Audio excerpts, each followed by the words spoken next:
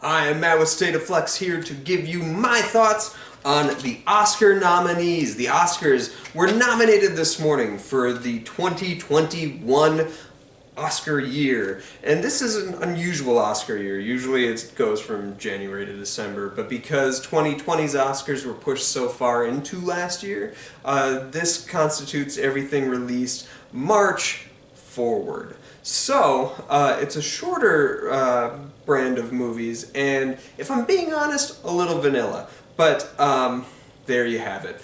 That's just my early thoughts. There were some hardcore snubs where I was really shocked people didn't get nominated, or really upset that my person wasn't nominated. I'm going to share those with you. But then there's some surprises and stuff like that. So, let us get into it. I'm just gonna go through all categories. I printed them off, and a lot of these movies I've seen. I'll note if I haven't. Best Picture, the 10 nominees this year. For the first year, it had to include all 10. In previous years, they could do up to 10, but like in 2018, you saw that they only had 8. A lot of years they'll do 9, but they won't include the 10 as a way to not include a Marvel movie, essentially, is the long and short of it, or a Harry Potter movie, or whatever the movie that most people went to the theater that year to see. This year, that wasn't really an on-the-table option necessarily, but long story short, let's get to them. Best Picture, the 10 nominees were Belfast, Coda. This is a movie that I know virtually little about. I know that it's streaming on Apple TV. I suppose that's something I should do along the way. Belfast is one that's currently available for rent. Belfast is a movie that is semi-autographical by Kenneth Branagh of his growing up during political turmoil in Ireland. So that one is streaming for rent through like Amazon and various places, but it is under a pay window. Coda is Paramount Plus exclusive, so you'll have to get that. I believe it's Paramount Plus. It could be Apple Plus.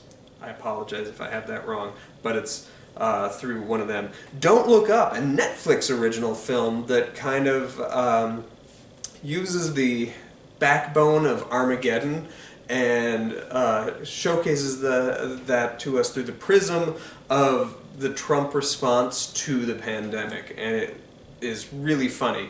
Critics were kind of mixed on it, but it is a fantastic movie, one that I do think deserves a nomination.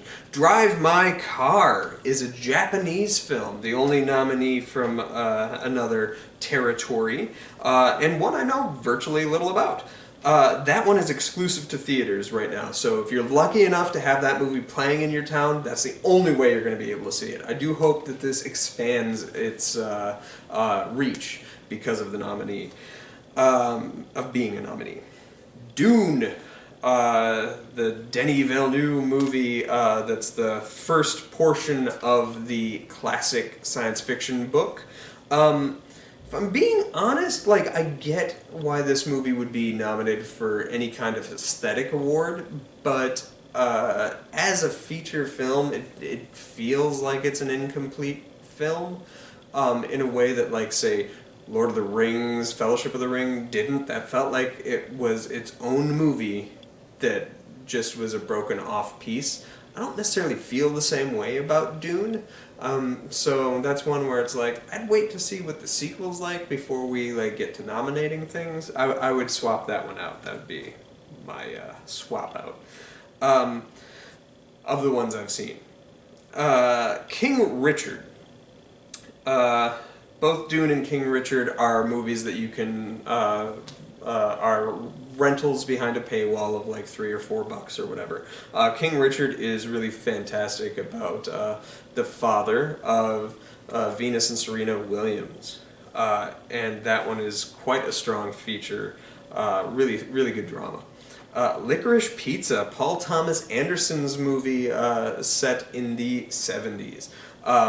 That one I have not seen, but I've heard mostly good things about. The people who like it respond insanely well to it, and the people who don't, it's for one very specific reason. which was spoiled for me, which I won't get into here. But there's a bit of like a side-eyeing of the movie for some people. Nightmare Alley. This is one I haven't watched through to completion. It is on Hulu, but it is, at least in the first hour, that's all I've seen, so I can't fully judge, a little bland, especially for the filmmaker. So we'll see how it plays out. I'll probably throw a review online shortly once I've finished the whole feature film. But as of now, is like, why is that nominated? I hear it has a really insanely strong conclusion, so I'm assuming that's what will turn me around on it. As of now, I feel like it's just there because they're like, hey, your last movie won Best Picture, so we'll just give you a pat on the back and bring you on in because we have to have 10. The Power of the Dog. This one's on Netflix, and is a relatively stunning movie. I wouldn't have included it in my nominees for Best Picture, though I do think it deserves certain nominations that it got, so we'll touch on that in a little bit. West Side Story. For my money, of the nominees, that one's the best one, without questions, hands down. Of the ones that I've seen, I've heard good things about some of these other ones, specifically Belfast, Coda, and Licorice Pizza, so I will look into those. The one I want to see the most is Drive My Car, but West Side Story, as far as remakes go, is phenomenal. This is the first time Steven Spielberg has showcased any kind of energy in 20 years. So I do think this is an earned nomination, and for my money, West Side Story would be my vote that I would cast. Biggest snub on my end would be Where's the Last Duel? That was my favorite movie last year. It was so good, and I was certain it was going to get something. And I hate to break it to you, but it got nothing, and that makes me furious. So, we'll touch on that in a couple extra spots. That would be my pick. Moving on, Best Director, the nominees: Paul Thomas Anderson for Licorice Pizza, Kenneth Branagh for Belfast, Jane Campion, The Power of the Dog, I'm going to screw this one up, I'm so sorry, Ryusuke Hamaguchi for Drive My Car, and Steven Spielberg for West Side Story. Of these nominees, the one that I think is going to win is going to be Jane Campion for Power of the Dog. The one that I think should win is Jane Campion for The Power of the Dog. As much as I was like kind of indifferent to the movie as a whole for the like inclusion for Best Picture, I knew it was going to happen, but as I say, I liked the movie, but I wouldn't necessarily have nominated it for Best Picture. I think she brought all the elements of filmmaking together to make that film incredibly striking in an otherwise throwaway kind of world. If I were to guess now, Power of the Dog wins Best Picture, but in a weird way, this is the first year ever, in my memory, where there's no clear front runners on any of the awards here, which is kind of interesting. I would say Power of the Dog for Best Picture and probably Best Actor, or Best Director rather.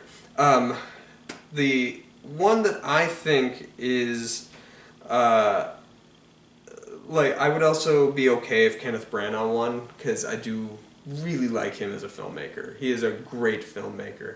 I haven't seen Belfast. I'm excited to, but yeah, I haven't seen that one quite yet.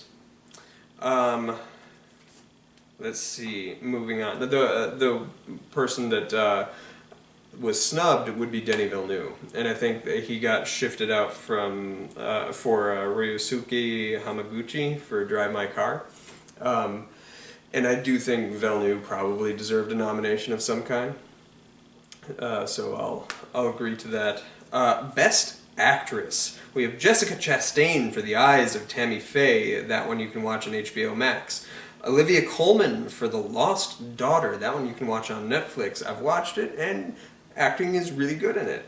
Penelope Cruz for Parallel Mothers. That is currently playing in theaters, but I believe has a slated streamable release date in the near future. Nicole Kidman for Being the Ricardos. That one's on Amazon Prime, and she is fantastic in that movie. And then Kristen Stewart for Spencer, going into the Oscar season. Kristen Stewart was the hands down. She is going to win. And then the world kind of cooled on her, and I'm not necessarily sure why. As of now, I actually think it's going to go to Jessica Chastain, which I would be fine with either actress. They both put in some good work, and Kristen Stewart has come a long way from her Twilight days, trying to showcase that she wasn't that franchise. This would, I think, really help with that. My money, I would go Nicole Kidman, just because she was really great as Lucille Ball in Being the Ricardos. But I would be perfectly fine if Jessica Chastain won. She's never won. That's where my money is going, either of those two, or Kristen Stewart. Again, she's never won. Best Actor, Javier Bardem for... Oh, wait. Best Actor snub is Aliana Haim for Licorice Pizza. Everybody was expecting her, or Lady Gaga, neither of whom got a nomination, so that kind of shocked me. Who I think deserved the nomination, without questions, is Jodie Comer. Gave the best performance last year in The Last Duel. She was so freaking good. Breaks my heart she didn't get nominated. Best Actor, moving on. Javier Bardem for Being the Ricardos. That one's a head scratcher because he was easily the worst performance in that film. And I... No idea why he didn't... why he's getting... That's a charity nomination if ever I saw one. Benedict Cumberbatch for The Power of the Dog. That dude is so fantastic in that movie.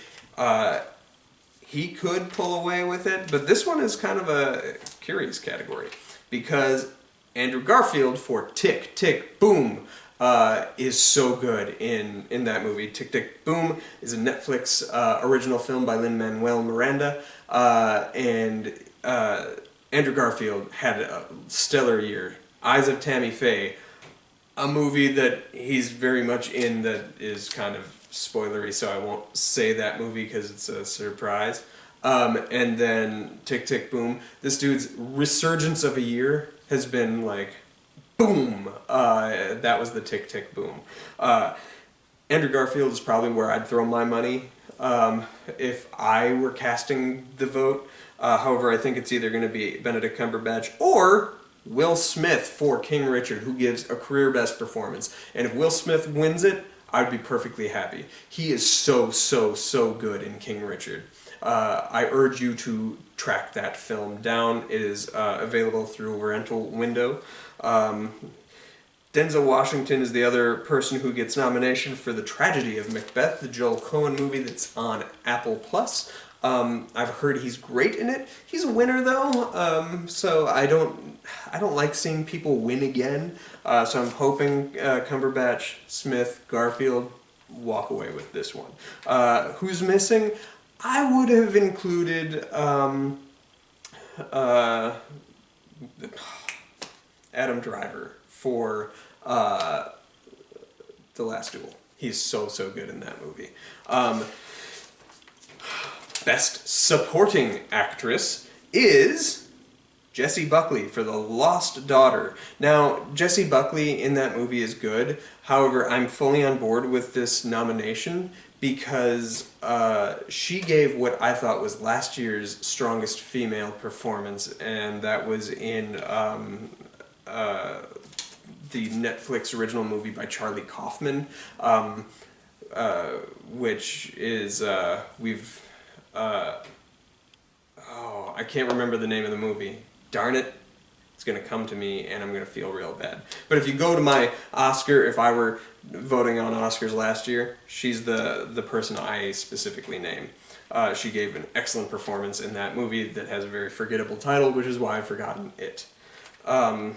Ariana DeBose for West Side Story. She is fantastic in that movie, and I thought this movie was gonna hit a little harder for nominations. I thought Rachel Zegler was gonna get one for her performance as Maria, but I'm happy that Ariana DeBose gets one. She is very good in the film. Judi Dench for Belfast. Kirsten Dunst for The Power of the Dog.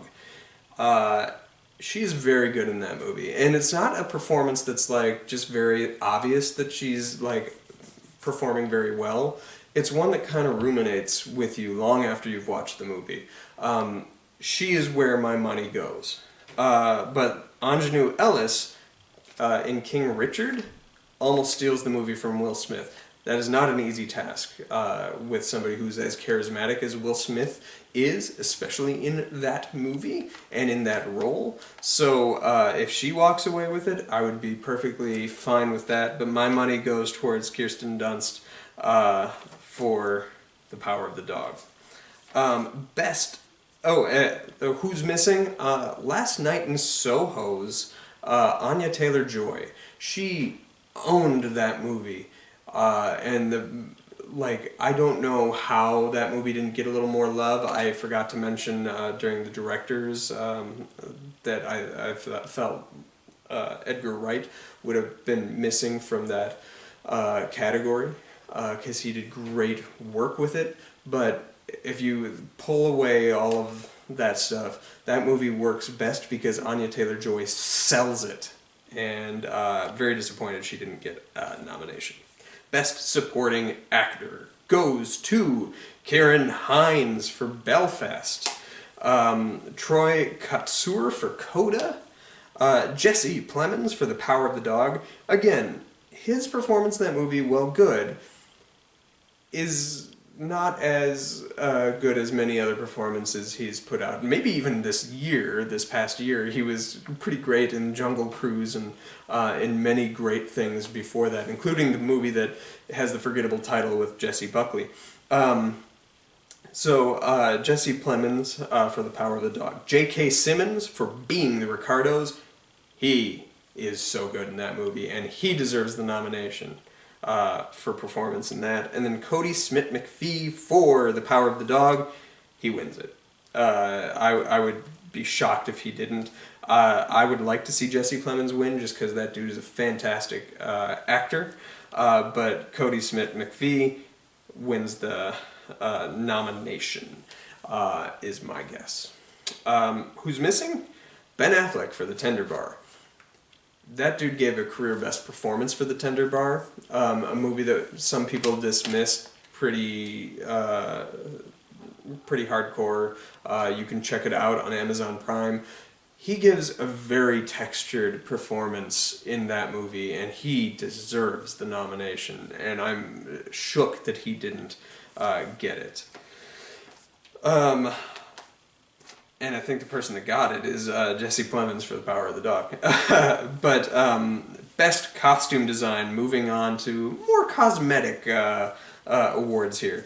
Cruella, absolutely. That movie looks fantastic. Cyrano, that movie still hasn't released stateside yet. I believe it comes out next week. So I can't really say much to that, but the costuming looks pretty from the trailer. Dune, which the costumes in that look pretty cool. Nightmare Alley, which is any kind of period piece movie. And then West Side Story.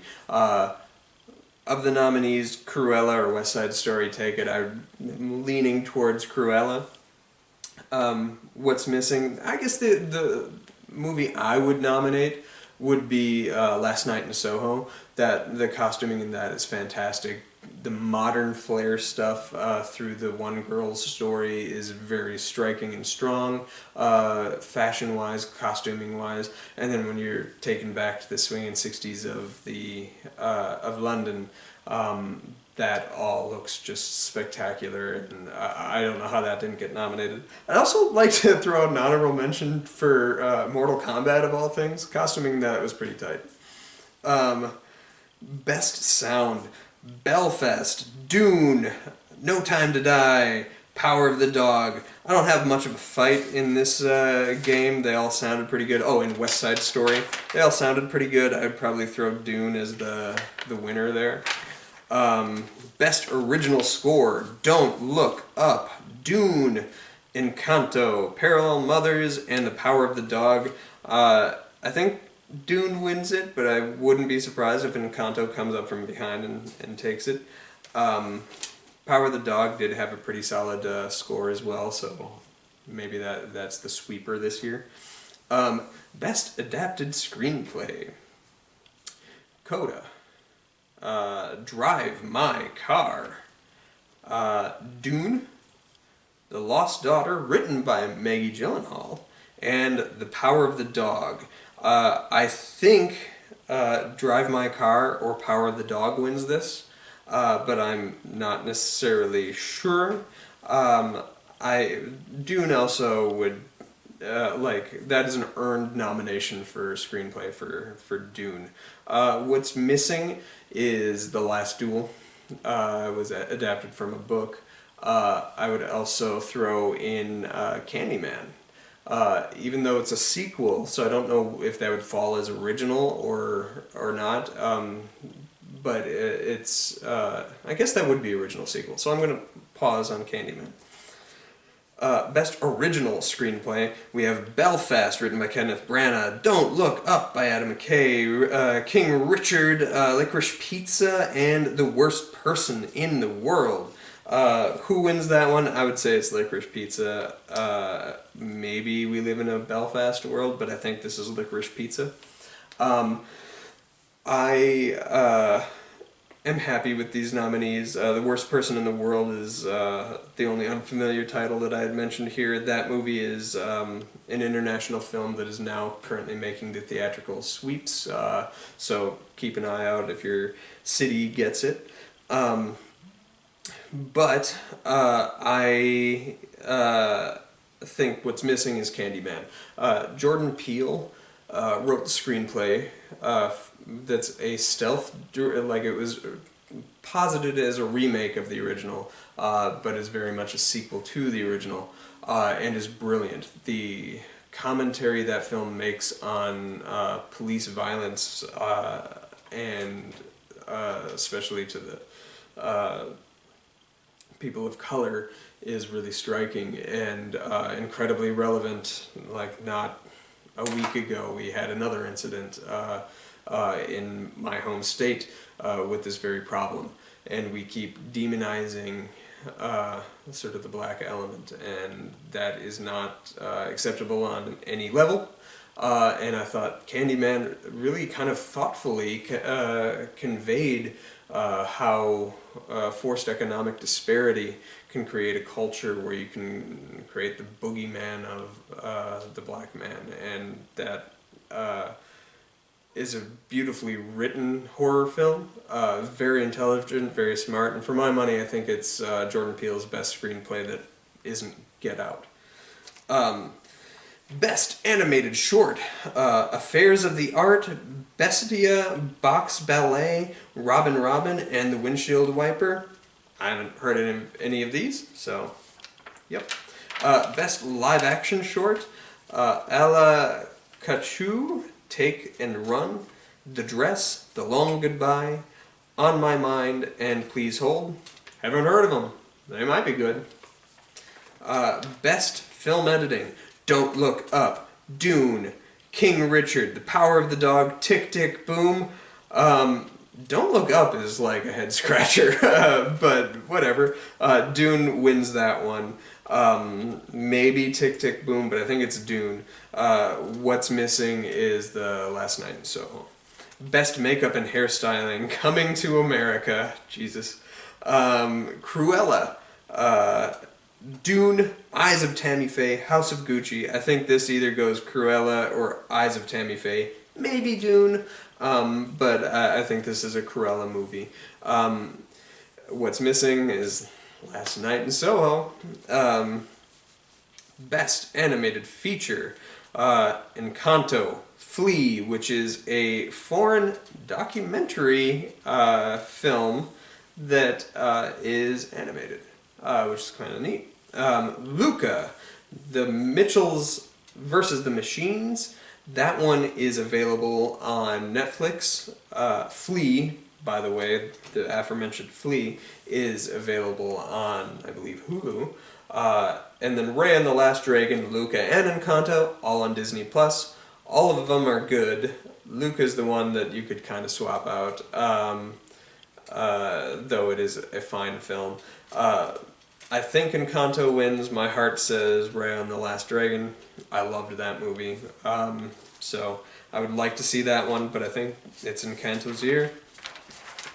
Documentary feature: Ascension, Attica, Flea, Summer of Soul, and Writing with Fire. Summer of Soul is on Disney Plus right now. But I think Flea wins that one. And I would have included Val. It's a documentary about Val Kilmer. Very striking documentary. One that I highly recommend. Best documentary short: Audible, Lead Me Home, The Queen of Basketball, 3 Songs of Benazar, and When We Were Bullies.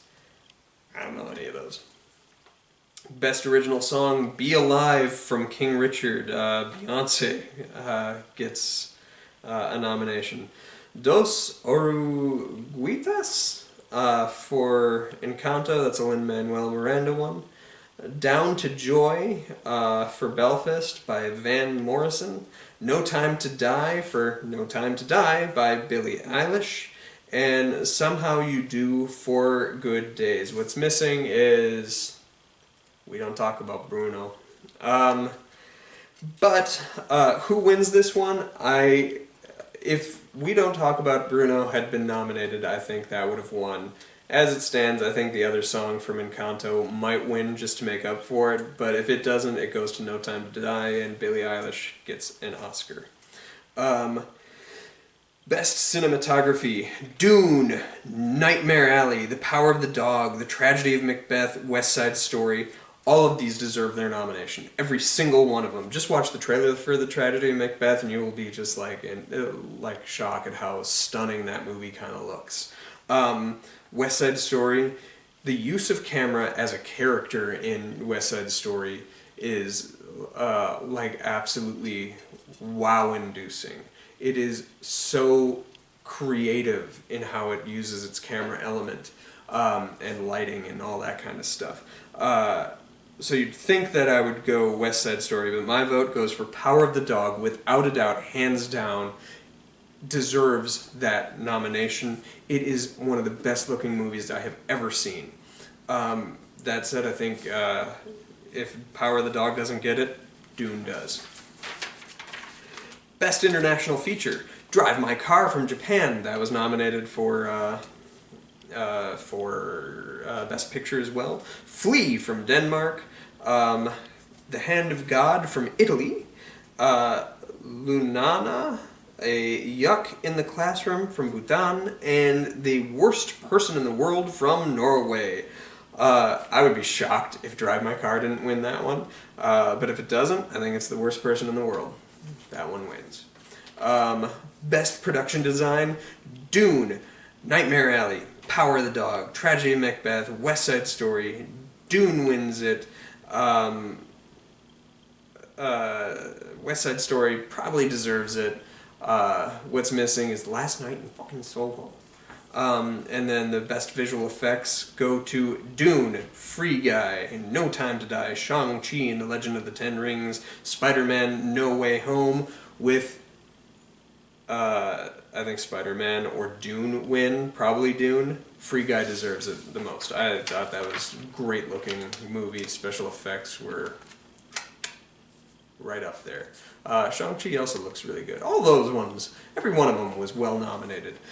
So there you have it. That's kind of who I think might win, who I thought was kind of snubbed, and the best pictures. So now I'm going to go through and try to watch them. Those 10 best pictures, again, are Belfast, which is available through rental pay windows, Coda, which is on Apple Plus. I think it's Apple Plus. So I need to find somebody who's willing to watch that with me on Apple Plus. Don't Look Up, which is on Netflix. Drive My Car, which hopefully hits a theater near you. Dune, which has a pay rental window, as does King Richard, pay rental window. Licorice Pizza, still in theaters. Nightmare Alley on Hulu. The Power of the Dog on Netflix, and West Side Story still in theaters. Interesting year. As I said, a little vanilla. There were some movies that I really thought deserved nominations that didn't. Most notably being The Last Duel and Last Night in Soho. So there you have it. Thanks for watching, and let me know what your favorite nominated film is, and anything else you'd like to drop down. Thanks for watching, like, subscribe, all that kind of good stuff. Bye.